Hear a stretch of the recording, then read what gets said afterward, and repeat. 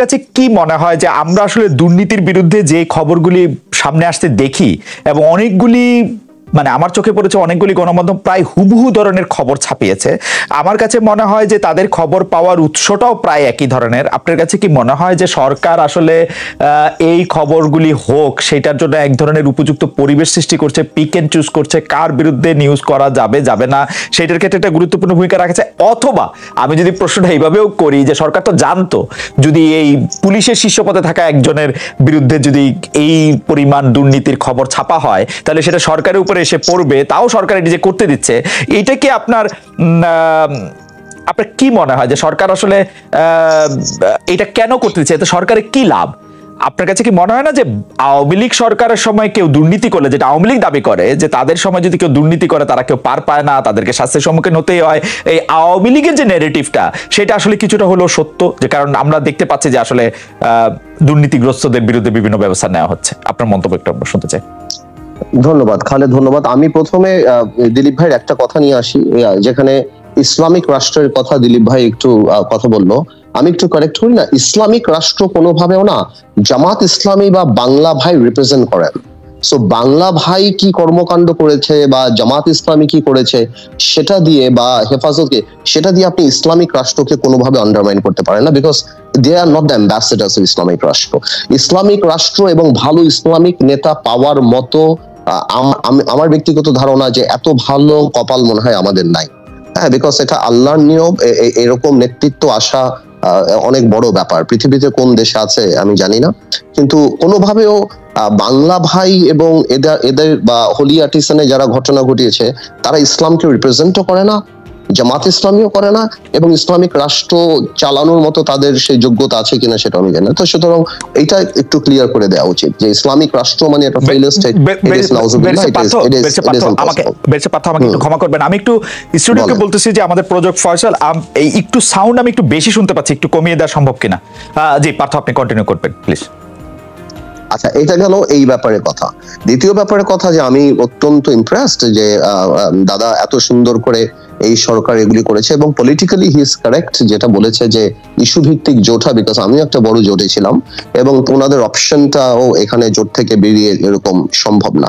Coming back to your point Khaled, আপনি যেই কথাটা খুব সুন্দর করে বলেছেন যে সরকার দুর্নীতি পিক এন্ড চুজ করছে কিনা, আপনি দেখবেন কি এই ব্যাপারে দুর্নীতির ব্যাপারে যে দেখুন, আমি 2008 সালে আমার মনে আছে প্রথম বেসিক ব্যাংকের বাচ্চুর কথা বলি, আমি আজিজ খানদের কথা বলি, অনেকের কথা বলি।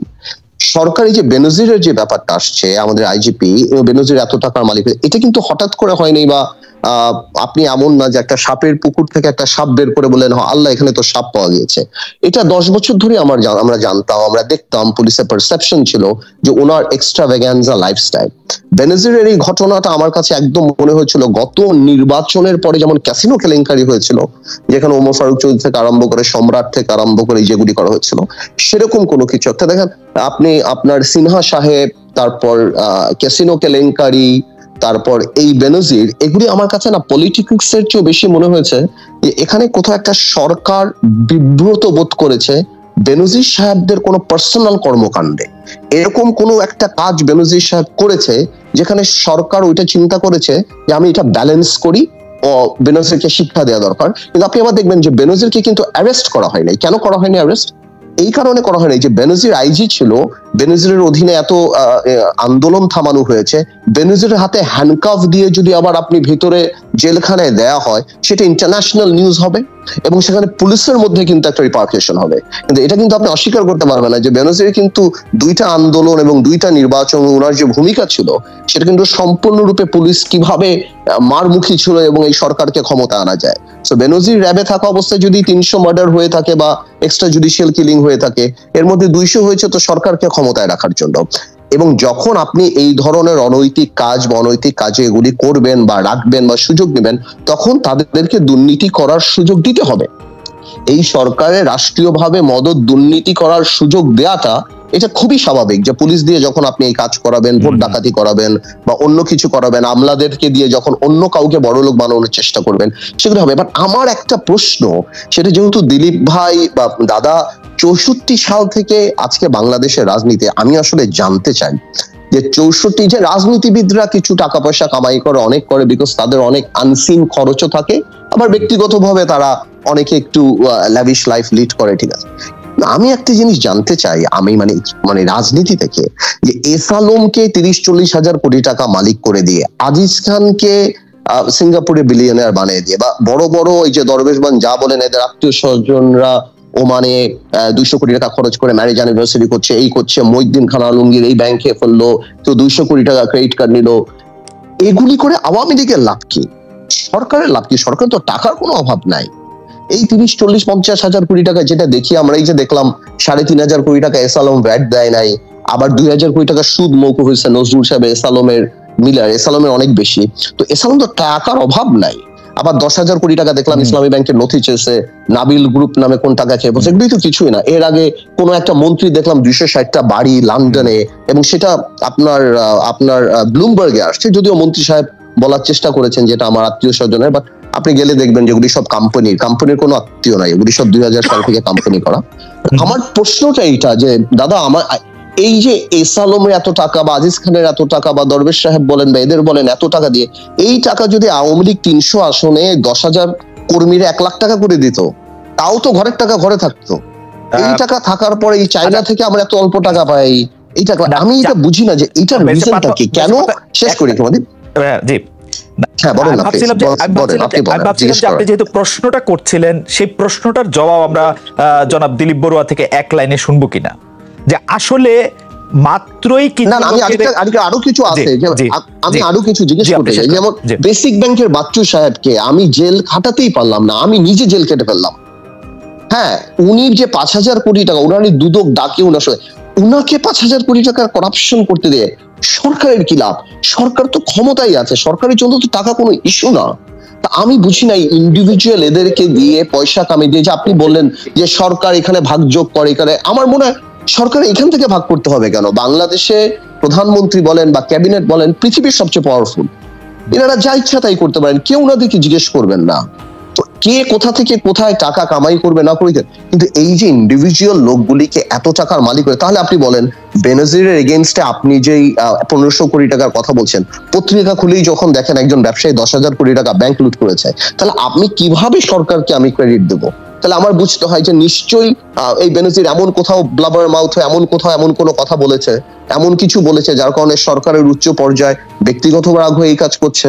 আবার আপনি আজিজ সাহেবকে তো ধরছেন না, যেখানে আমেরিকা বলছে, আবার আপনি অন্য কাউকে ধরছেন না। So I am very confused, যে আমাকে যদি দাদা ক্লিয়ার করেন, আপনি এত বড় পলিটিশিয়ান, আমাদের জন্মের আগে 64 সাল থেকে রাজনীতি করেন, আমি আসলেই বুঝি না যে এইটা। প্লাস আরেকটা কথা বলি খালেদ, যে এই যে বেনজিরের এই ঘটনার পরে পুলিশের মধ্যেও তো একটা রিয়াকশন হবে, যে ভাই আমরা কয় টাকার নিলাম, আমরা কয় টাকার করলাম, এখানে হাজার হাজার কোটি টাকা নিয়েছে, আমরা তো ক্ষমতায় রাখি, কারণ এই সরকারকে তো ক্ষমতায় রাখছে পুলিশ আর ইন্ডিয়া, এছাড়া তো আওয়ামী লীগের কর্মী। আমার কাছে মনে বেরিয়েছে পারছো, এটা পুরোপুরি পরিষ্কার। আমি একটু মাঝখানে কথা বলি, যদি দাদা একটু পারমিশন দেয় আমি কথা বলি। জি জি বলেন, জি বেরিয়েছে পার্থক্য একটু শুনি। আসলে ব্যাপার কি, আমি দাদাকে আমি অ্যাড করি যে দাদা জানতেন না, আসলে দাদা জানবেন না, বিকজ এরা ডিফারেন্ট লিগে কাজ করে, এরা অনেক উপরের লেভেলে কাজ করে। এনার্জি যে ধরা ছোঁয়ার জায়গা, এনাদের ব্যুরোক্রেসিতে যে হাত, এনাদের বলি দাদা জানবেন না, নিচের দিকে অনেকে জানবেন না। এই কারণেই one of the major reason আপনি দেখবেন যে দাদা বললো 80% এমপি করাপ্টেড। কেন করাপ্টেড? বিকজ করাপ্টেড হলে ইউ ডোন্ট আস্ক কোয়েশ্চেনস, আপনার অপিনিয়ন থাকে না। আপনি দেখেন এমপিরা কারা, এই যে ইয়াবা বদি, বিচ্ছু শামসু, মমতাজ, এই ক্রিকেট প্লেয়ারদের নিয়ে আসতেছে। আমি বলি না, কিন্তু বেরছে পার্থ, আপনার কাছে কি মনে হয় না যে করাপ্টেড পলিটিশিয়ানসদের মেইন পলিটিক্সে ইন্ট্রোডিউস করা, এইটা মোটামুটি ভাবে বেগম খালেদা যে 91 সালে যাদেরকে মনোনয়ন দিলেন তাদের মাধ্যমে এটা অনেকটা প্রকাশ হলো যে তারাই আসলে আসবে এখন? আপনি যদি 91 সালের বেগম খালেদা জিয়ার নমিনেশন দেখেন। আপনি 91 সাল থেকে বলেন কেন, আপনি 80 সাল থেকে যান না, এটা তো স্টার্ট 80 সাল থেকে হয়েছে। এবং কিন্তু হয়েছে কি, সেই সময় ইনস্টিটিউশন গুলি করাপ্টেড হয় নাই, সেই সময় যে কাজগুলি হয়েছে। আপনি কি শুনতে পাচ্ছেন কথা? না, পরিষ্কার আপনি বলে যান। আমার কথা হলো ইনস্টিটিউশন গুলি, আজকে আপনি দেখেন, আজকে chief justice, x chief justice আপনার দেশ থেকে ভেঙে চলে যাচ্ছে। আজকে পুলিশের বেনজির সাহেব আইজি করাপ্টেড, বাংলাদেশে এক্স আর্মি চিফ করাপ্টেড। দেখেন ইনস্টিটিউশন গুলি ভেঙে যাচ্ছে। আপনার মন্ত্রী খালেদ, আপনি অবাক হবেন, আপনার যেই ছেলেটা আমার কাছে আজকে এসেছে, এই নিয়ে সে একজন সাংবাদিক, আমি নিচে জিজ্ঞেস করছিলাম যে অর্থমন্ত্রীর নাম কি, বলতে পারে নাই। আজকে বাংলাদেশে অর্থমন্ত্রীর নাম মানুষ বলতে পারে না, আমি জানি না দাদা যাচ্ছিলেন নাকি। প্ল্যানিং মিনিস্টারের নাম মানুষ বলতে পারে না, পানি মন্ত্রীর নাম মানুষ বলতে পারে না। This people are unimportant, MPs are unimportant. কেন? বিকজ আপনি যখন সবাই আনইম্পর্টেন্ট হবেন, আপনি অনেক কাজই করতে পারবেন, আপনাকে কেউ প্রশ্ন করবে না। আজকে সিনিয়র পলিটিশিয়ান, আমি যেটা বলতে যাচ্ছিলাম, এত আনইম্পর্টেন্ট লোক এফডিসি থেকে বিকেএসপি থেকে ধরে ধরে আপনি এমপি বানাচ্ছেন, তো এরা তো প্রশ্ন করে না, বিকজ এটা ওভারওয়েলম যে আমার কি যোগ্যতা, আমি এমপি হয়ে গেছি, সো আমি 2 লাখ টাকা বেতন পেয়ে একটা গাড়ি চালাই, আমি ঘুরে বেড়াই। তো সুতরাং এইটাকে জেনে শুনে এরকম করাপ্টেড করা হচ্ছে বা ইনস্টিটিউশন গুলিকে করাপ্টেড করা হচ্ছে, যাতে করে আপনি স্মুথলি এই কাজগুলি করতে পারেন। কিন্তু আমার প্রশ্নটা এক জায়গাতেই, যে এটা বাংলাদেশ আজকে যদি সরকার মনে করত যে না আমি এটার বিচার করব, সরকার ইকোনমিক ট্রিজন আইন পাস করত, যে যাদের কর্মকাণ্ডের জন্য বিদেশের মাটিতে আমাদের অর্থনৈতিক ভাবমূর্তি নষ্ট হয়, তাদের বিরুদ্ধে অর্থনৈতিক রাজাকার হিসেবে আমরা করি। আমি শেষ করি একটু। আজকে ব্লুমবার্গ পত্রিকায় আসে যে বাংলাদেশের মন্ত্রী 260টা বাড়ি, আজকে বিদেশে আসতেছে এসালম সেন্ট্রিয়াম কিনে নিয়েছে মালয়েশিয়াতে হোটেলে, তো এদের রাষ্ট্রের বাইরে অসুবিধা হচ্ছে না? তো আমি সেটাই বলার চেষ্টা করছি যে আমরা যেটা দেখি যে ভাই দাদা যেটা বলে যে কেন এদেরকে বানানো হয়, কেন ব্যুরোক্রেসি করাপ্টেড হচ্ছে, কেন আমলারা করাপ্টেড হচ্ছে, কেন পুলিশ, সো দ্যাট আপনি তাদেরকে দিয়ে অনেক কাজ করাতে পারেন এবং আপনি প্রশ্ন জিজ্ঞেস করেন না। এই কারণে সরকারকে প্রশ্নকে জিজ্ঞেস করলে সরকার রাগ হয়ে যায়। কিন্তু বেশ আপনার সকল কথার সাথে আমি একমত, কিন্তু আপনি যে বারবার এমফাসিস করছেন আজকের উপর, আপনি সেনাপ্রধানের কথা বলছিলেন যে সেনাপ্রধান দুর্নীতিগ্রস্ত হয়েছেন, ইনস্টিটিউশন ধ্বংস হয়ে গেছে। বাংলাদেশের সেনাপ্রধানদের আপনি খেয়াল করেন, বাংলাদেশে একজন সেনাপ্রধান পদে থাকা অবস্থায় নিজেকে প্রেসিডেন্ট ঘোষণা করেছিলেন, আরেকজন সেনাপ্রধান ক্ষমতা দখল করেছিলেন। বাংলাদেশের একজন সেনাপ্রধান সাবেক প্রেসিডেন্ট, তাকে দুর্নীতির দায়ে জেল খাটতে হয়েছিল। আপনি বলছেন যে বিকেএসপি থেকে ধরে নিয়ে এসে, এফডিসি থেকে ধরে নিয়ে এসে আসলে এমপি মন্ত্রী বানানো হয়েছে। আপনি এরশাদ সাহেবের মন্ত্রিসভা এবং এরশাদ সাহেবের সংসদ যারা সদস্য ছিলেন তাদের তালিকার দিকেও দেখতে পারেন, জিয়াউর রহমান সাহেবের কাছে দেখতে পারেন, খালেদা জিয়ার কাছেও দেখতে পারেন, আপনি সিমিলার জিনিস পাবেন বলে আমার বিশ্বাস। আর কি আপনি না খালেদ, এখানে আমি একটা জিনিস কারেক্ট করি খালেদ, আমি আপনার সাথে একদমই বলবো না, আমি আপনাকে কারেক্ট করি। ওই সময় মন্ত্রীরা ইচ্ছা করে অনেক কিছু করতে পারতো না, because the bureaucracy was strong. You have to accept it. আপনার ব্যুরোক্রেসি যখন স্ট্রং থাকে, তখন সিএসপি অফিসার কারা ছিল, তখন ব্যুরোক্রেসিতে কারা ছিল, তখন মোকাম্মেল সাহেবদের মতো লোকরা ছিলেন, তখন কারা ছিলেন। তো অনেক সময় অনেক মন্ত্রীরা অনেক কিছুই সেই সময় করতে পারে নাই, বিকজ এটা তো একটা ব্যালেন্সের জায়গা। আপনার ব্যুরোক্রেসি, জুডিশিয়ারি, আপনি বলেন আজকের জুডিশিয়ারি আর 20 বছর আগের জুডিশিয়ারি কি এক? দাদা বললেন আজকে জুডিশিয়ারির পার্সোনালিটি, আমি সেটাই বলছি। কিন্তু বেরিসা পার্থ, আপনি খেয়াল করলে দেখবেন জনাব হোসেন মোহাম্মদ এরশাদ, জনাব জিয়াউর রহমান, জনাব শেখ মুজিবুর রহমান, তাদের সকলের আমলেই যে ব্যুরোক্রেসি ছিল, সেই ব্যুরোক্রেসি সাহায্য করেছে তাদের বিভিন্ন সময় বিভিন্ন সিদ্ধান্ত নিতে, যেটা আসলে দেশের পক্ষে যায় নাই। এই সিএসপি অফিসারদের সিদ্ধান্তের কারণে, এই সিএসপি অফিসাররাই কিন্তু জনাব এরশাদকে এরশাদ হতে সাহায্য করেছেন। আমি আসলে একটা জিনিস হলো যে আপনি মোরালি করাপ্টেড হয়ে ক্ষমতার জন্য করাপশন করছে, আরেকটা হলো ফিনান্সিয়াল করাপশন। আমরা ফিনান্সিয়াল করাপশনের কথা বলছি। আমরা